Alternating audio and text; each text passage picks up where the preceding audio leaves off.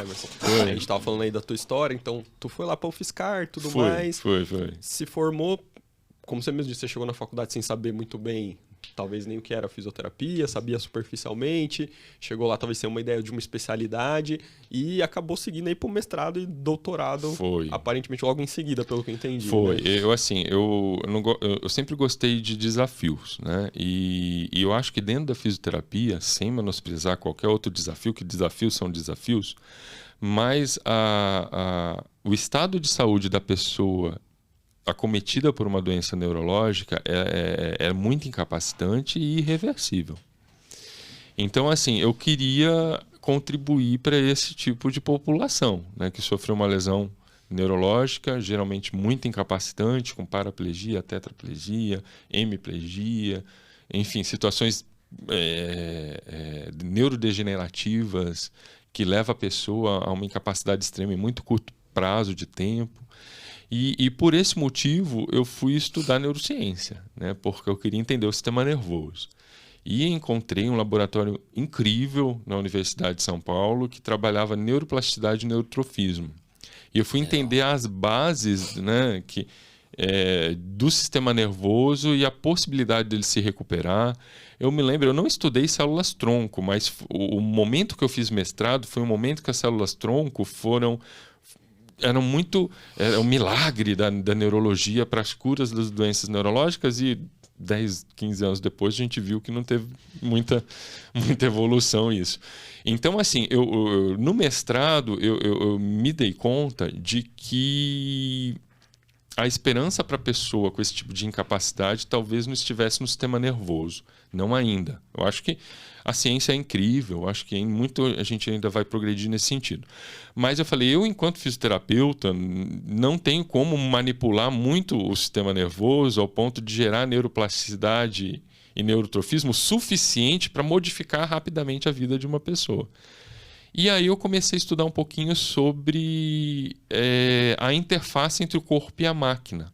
Né? E como que a gente pode formar uma unidade de um dispositivo com uma pessoa pelo meio da comunicação do sistema nervoso com a máquina. E aí, no doutorado, eu fui para a Escola de Engenharia da USP estudar comunicação do sistema nervoso. E vislumbrando em desenvolver tecnologias para esse público fundamentados nesse conceito, né, da unidade corpo-máquina, e aí acabei me enveredando para a tecnologia assistiva, que é o que eu trabalho hoje. Né? Assim, eu tenho 2 disciplinas na Universidade de Brasília que são minhas, 2 disciplinas obrigatórias. Fundamentos de Fisioterapia, resolvi com o livro. Né? E uma disciplina que chama Funcionalidade de Saúde, que é uma disciplina que eu levo o aluno a entender que ter saúde, no conceito atual OMS, é você ter um equilíbrio entre determinantes que estão funcionando ou não. Né? A classificação internacional ajudou muito a gente nisso, né? Desde 2001, quando ela foi publicada, em que ela organiza determinantes de saúde por códigos que são neutros, que são códigos que podem contribuir ou comprometer com o teu estado de saúde, que aquilo me deu um estalo. Poxa, então, enquanto fisioterapeuta, eu tenho que verificar como é que eu posso modificar esses códigos. E eu percebi que, pelo ambiente, eu conseguiria fazer muita coisa. Então, essa disciplina Funcionalidade de Saúde, eu levo os estudantes a primeiro entender e compreender esses modelos mais atuais, biopsicossociais, de saúde, e como o ambiente interfere nessa jogada. Né?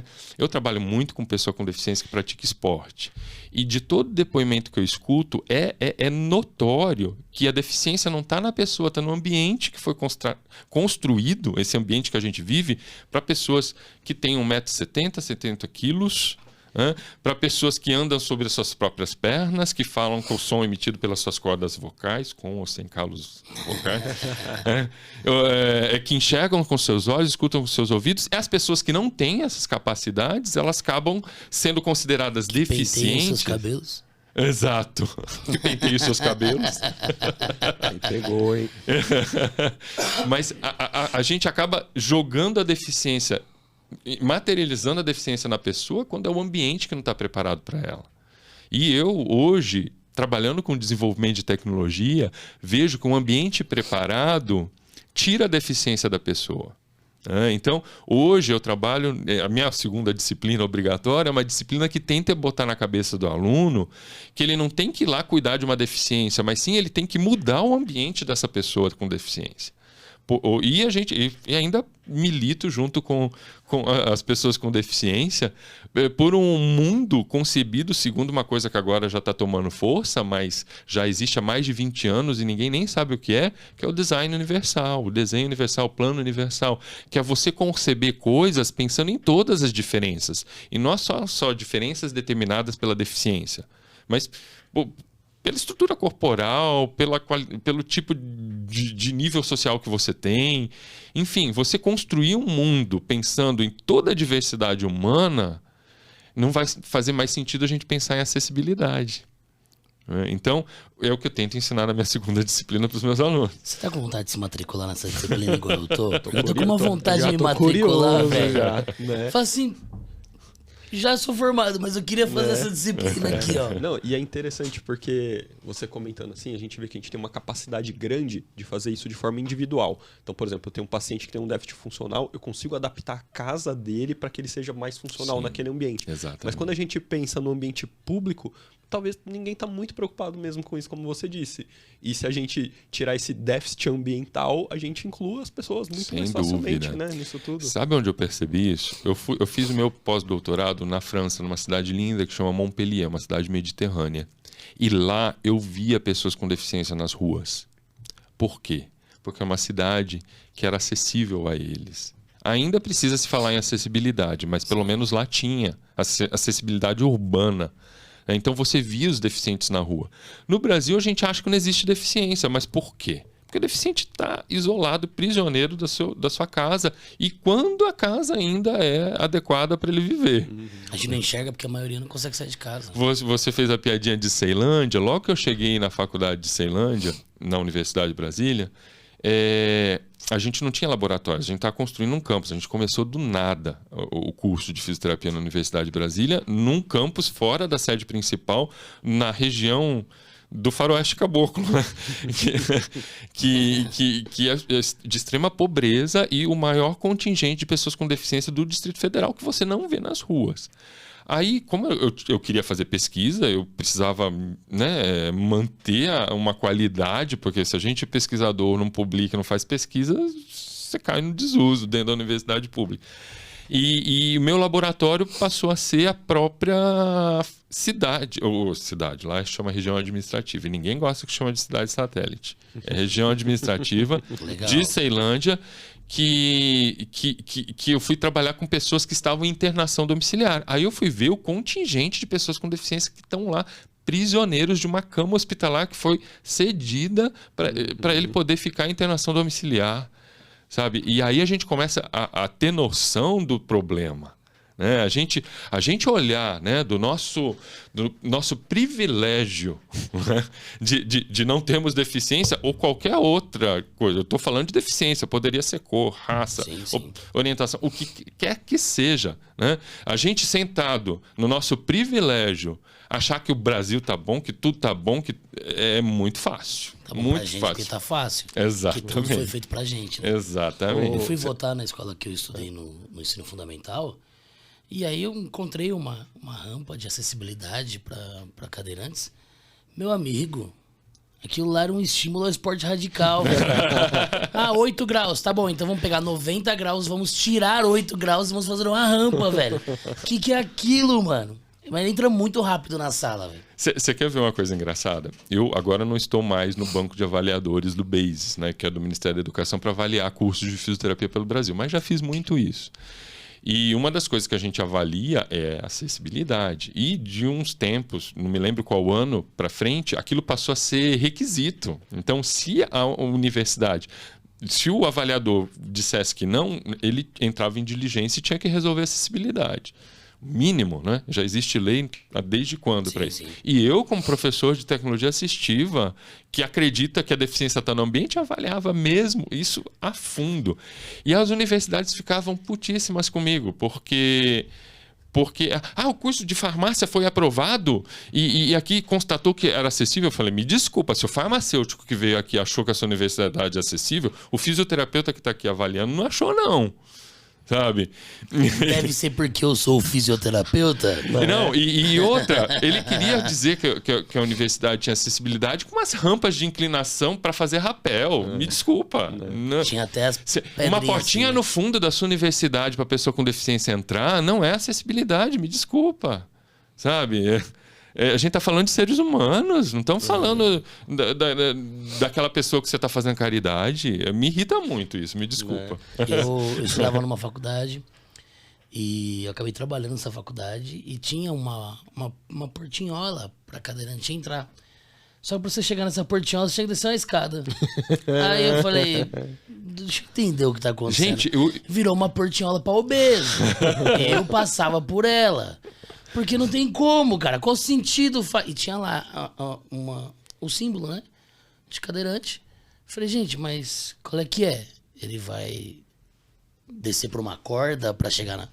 Não faz sentido nenhum. Não. E eles se apegam a pequenas normativas. O que tá no documento? Tem que ter uma portinhola... Beleza.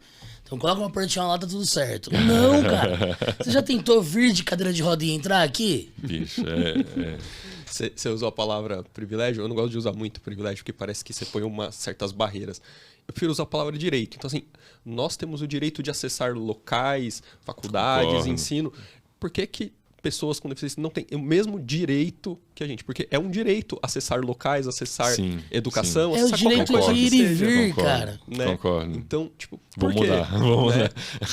Por quê? Por que não pode todo mundo ter o direito? E por que você não pode ser o cara que apontou o dedo lá e falou assim, não, aqui tem pessoas que não estão exercendo o direito delas. Infelizmente eu aponto o dedo. Não sei se é bom ou ruim, mas eu aponto o dedo. Mas precisa, porque só, o ambiente que vocês criaram não dá o direito de certas pessoas frequentarem esse lugar. Então pronto, né? Eu já arrumei algumas brigas interessantes por conta disso, né? Conta. Na própria Universidade de Brasília, a gente tem uma disciplina que chama Seminários Integrativos, uma proposta pedagógica super legal, que é um momento que a gente junta os estudantes de todos os cursos, de níveis diferentes do fluxo, né, de formação, para discutir temas interessantes. E não me lembro qual era o tema em particular, mas tinha a questão da acessibilidade. E uns estudantes estudaram a acessibilidade dos nossos prédios que foram concebidos com uma lógica de acessibilidade. E no depoimento de quem usa a acessibilidade, foi constatado que não estava tão acessível assim. A gente tinha um elevador que ficava desligado e que tinha que pedir para ligar quando tinha alguém que precisava. A gente tinha rampas, mas, enfim, tinha algum... Não que não fosse acessível. Nossos prédios até que são acessíveis perto de prédio que não tem acessibilidade nenhuma. Mas não é tudo que está preconizado na lei. E eles identificaram isso, gente, sendo pesquisadores, fazendo pesquisa bonitinho, estudando a norma, constatando, fazendo entrevista com a população. E publicaram isso nos nossos seminários integrativos. Não sei se eu estou arrumando outra briga agora, mas o arquiteto à época da Universidade de Brasília se ofendeu demais dos prédios que ele desenhou, entendeu? Com acessibilidade. E a arquitetura do Distrito Federal tem todo aquele glamour, né? Enfim, os filhos do Niemeyer, né? Enfim, mas e ele queria que eu retirasse os resumos que foram publicados, porque aquilo... Eu falei, meu amigo, isso é resultado de pesquisa, me desculpa. Sabe? Assim, me desculpa se eu ofendi o seu ego arquitetônico, né? Mas ainda que exista, não está funcionando. Então vamos... Né? Isso é interessante, né? Porque, ele podia ter visto por outro ponto de vista. Falar assim, cara, que legal isso aqui. Então, vamos redesenhar? Vamos aproveitar que vocês já fizeram isso aqui. Vamos redesenhar. E eu vou botar aqui de novo a minha ideia dentro do que vocês estão me falando. Até mesmo para ele aprender para os próximos projetos. Foi meio polêmico, assim. Mas foi briga de forças, assim. Eu nunca tive rabo preso na minha vida. Então, assim... E é ciência. É ciência dentro de uma universidade. A universidade jamais vai poder negar aquilo que foi apresentado e foi comprovado. Gente, cara. Foi feito bonitinho pelos alunos. Entrevistaram as pessoas, no depoimento de pessoas que estão achando que, ainda que exista, não está funcionando. Ok, vamos melhorar então. E outra, a acessibilidade tem que ser fluida. Você não tem que ir lá e pedir, olha, tudo bem, cheguei. Será que pode vir alguém do outro prédio? O cara chega atrasado para aula, tem que esperar todo o negócio. Às vezes o cara chegou na hora, mas ele atrasa porque ele tá lá esperando ligar o elevador. Também, né? Pior ainda, né? O cara que chega no horário e fica atrasado. Foi. Absurdo. E você sabe que eu me lembro agora que é uma frase que eu lembro do rosto da pessoa na cadeira de rodas dela, olhando assim para mim e falando: hoje eu não me senti deficiente aqui. Pelo simples fato dela não ter que ficar pedindo as coisas. Que a gente se preocupou na ocasião do evento em ser um evento acessível. E ela falou: nossa, hoje eu passei um dia que eu esqueci que eu sou deficiente. Foi o depoimento dela. Sabe o que eu lembrei? Depoimento do Marcão. Esse episódio vai ao ar dia 24. Marcão é famoso, hein? Eu lembro quando eu dava aula aqui no antigo IMES, que agora é USCS. O Marcão ele é portador de síndrome de Sturm-Lohan. Ah, não, então não é o Marcão que eu tô pensando. E o Marcão ele fala muito sobre não se sentir deficiente em todo o contexto de ambiente. E não tem que se sentir, a deficiência não tá nele, a deficiência tá no ambiente que não tá preparado para ele. E eu, como um amigo pessoal dele, cara, não sinto. Extremamente adaptado ao ambiente, tem um grau de funcionalidade. Bicho, uma vez a gente foi pra Suíça, não sei se vocês conhecem Cybathlon. Ela já existe desde 2006. Cybathlon é uma versão de Olimpíadas Biônicas. A gente tem Que da hora, mano. as Olimpíadas, as Paralimpíadas, e agora, desde 2006, a gente tem o Cybathlon, que é as Olimpíadas Biônicas, é o nome que em português a gente costuma dizer. Diferente das Paralimpíadas, que a tecnologia que os paratletas usam é controlada, na Cybathlon é o que a gente está disputando, que é o estado da arte tecnológico mesmo, entendeu? Então, a ideia do Cybathlon é uma disputa de tecnologia. E a gente sempre competiu com alguns colaboradores numa modalidade que chama Bike Race, que é o ciclismo assistido por eletroestimulação. E a gente viajou com o Estevão, que é paraplégico. Bicho. Até em país de primeiro mundo é muito difícil você... A pessoa se sente deficiente o tempo todo, sabe? É o karma da pessoa ali, entendeu? De ser deficiente. E ela não é deficiente, nada está preparado para ela. Tudo tem que pedir, aí uma portinha nos fundos, aí aqui é muito complicado ser deficiente. Em qualquer lugar. No Brasil, meu Deus. Eu viajei, agora imaginei a medalha do Cybathlon. Cybathlon. O Jax do Mortal Kombat, assim, eu seria muito... Eu viajo nessas coisas. Imagina o troféu Jax, assim, ó. Ô, Emerson.